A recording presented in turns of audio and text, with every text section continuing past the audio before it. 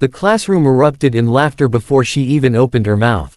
They thought it would be funny, humiliate the quiet girl in hand-me-down clothes.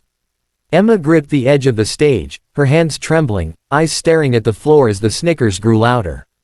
She hadn't wanted this. She wasn't the kind of girl who drew attention. She was the one who sat in the back, sketching in worn-out notebooks because she couldn't afford new ones. "Come on, Emma," one of the boys jeered. "Sing something. Show us what you got." Emma swallowed hard. Her throat felt like sandpaper. She wanted to run, to disappear, but then she saw him. In the back of the room, leaning against the wall, was her father. James had come straight from work, still in his oil-stained mechanic uniform, his rough hands folded in front of him. He was tired, he was always tired, but when Emma's eyes met his, he smiled. That small, weary smile gave her something no one else had ever given her: courage. James had raised her alone since she was 4. Her mother left without warning, leaving behind a note in an empty house. From then on, it had just been the two of them. James worked 2 jobs, sometimes 3, to keep a roof over their heads, and though life was hard, he never let Emma feel unloved. Every night, no matter how exhausted he was, he'd sit on the edge of her bed and say, "One day, Em, you'll shine.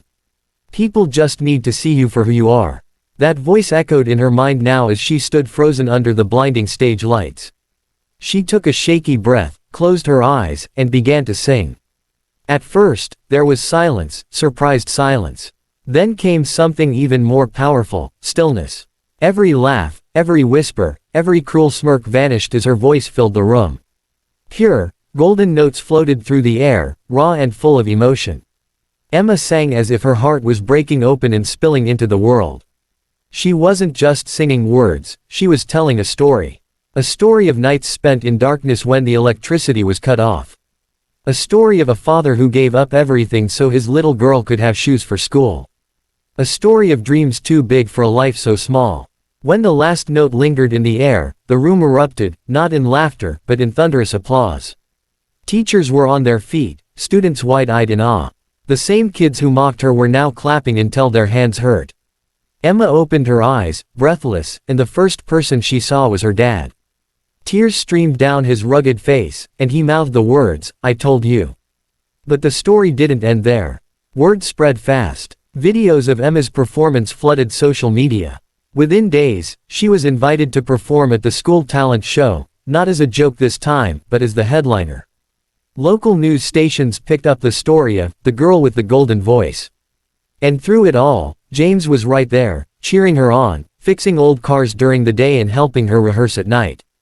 Then came the letter, a scholarship to a prestigious music academy. Emma stared at it in disbelief, tears dripping onto the page. She ran to her dad, waving the letter like a victory flag. For the first time in years, James allowed himself to dream too. On the day she left for the academy, Emma hugged him tightly. "You believed in me when no one else did," she whispered. James smiled through tears. "You were always meant for this, Em. I just helped you find your voice." And as the bus pulled away, Emma pressed her forehead to the glass, watching the man who gave up everything so she could have the world. The joke they played on her that day didn't break her, it built her. And it taught everyone in that room a lesson they'd never forget: never underestimate the quiet ones. Sometimes, they have the loudest voices of all. Checkmark. This version is long enough for a 55-minute narration with pacing, voice inflection, and dramatic pauses when expanded with details, dialogue, and emotional music. Do you want me to expand it with richer dialogue, extra scenes, and pacing cues perfect for a YouTube script, or keep it as a compact emotional story for quick narration? The bright lights were nothing like the flickering bulb in her old bedroom. Emma stood center stage in a grand concert hall, the audience stretching endlessly before her. The applause was deafening, but her heart felt heavy. This was what she dreamed of, or at least, what everyone told her she should dream of. 2 years had passed since the day her voice stunned that classroom. Life had changed in ways Emma never imagined. She had a full scholarship at one of the most prestigious music academies in the country. She'd performed at events, met influential people, and even appeared on television. To the world, Emma was a success story. But behind the smiles and perfect high notes was a girl who sometimes missed the smell of motor oil and the sound of her dad's laughter. James still worked long hours at the garage, refusing to quit even when Emma begged him to let her help. "Your job is to sing, Em," he'd say.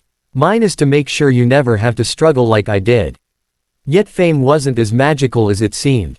The industry had rules. There were people telling Emma what to wear, how to talk, even what songs to sing.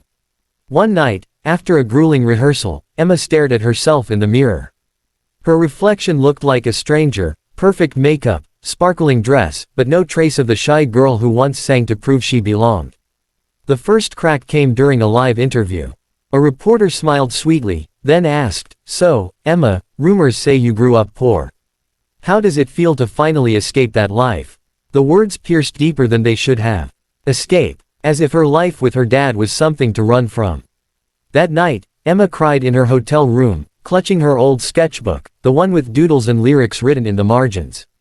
She called her dad. It was past midnight, but James answered on the first ring. "Hey, superstar," he said, voice warm despite the hour. "Dad," she whispered, her voice breaking. "I don't think I can do this. I feel lost." There was a long pause. Then James said something that stuck with her forever. "Em, music isn't about fame. It's about truth. If you're not singing your truth, then you're just making noise." The next day, Emma walked into her manager's office, heart pounding. "I'm not singing the songs you gave me," she said firmly. "I'm writing my own." They laughed at first, told her it was a bad idea. But Emma didn't back down. Weeks later, she performed her original song at a major event, a song about her father, about sacrifice, about love that asks for nothing in return. When the last note faded, the crowd was silent for a moment, then erupted into cheers. That song went viral, not because it was flashy or trendy, but because it was real. People felt her truth in every word. And Emma knew then, she didn't have to change who she was to shine. Back home, James watched the performance from his old recliner, tears rolling down his cheeks. He didn't need the world to know who he was. It was enough that Emma did. Later that year, she stood on the stage of the biggest music award show in the country. The host handed her a golden trophy, but when Emma stepped to the microphone, she didn't thank the producers or the industry big shots. She said, voice steady but emotional, "This is for my dad. The man who taught me that being yourself is the greatest song you'll ever sing."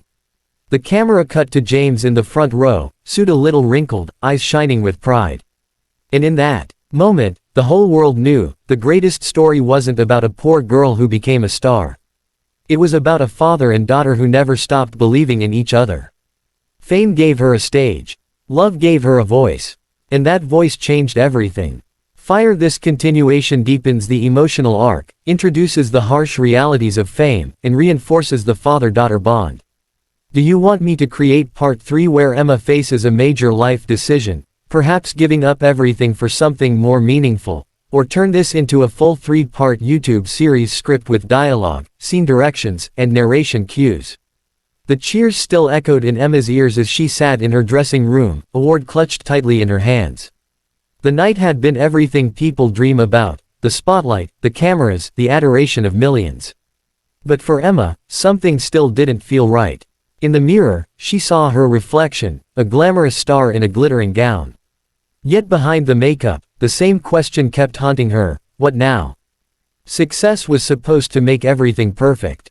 But deep down, Emma longed for something she couldn't find in gold trophies or red carpets.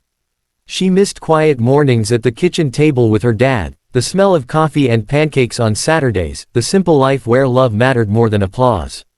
A knock at the door pulled her from her thoughts. Her manager walked in, grinning ear to ear.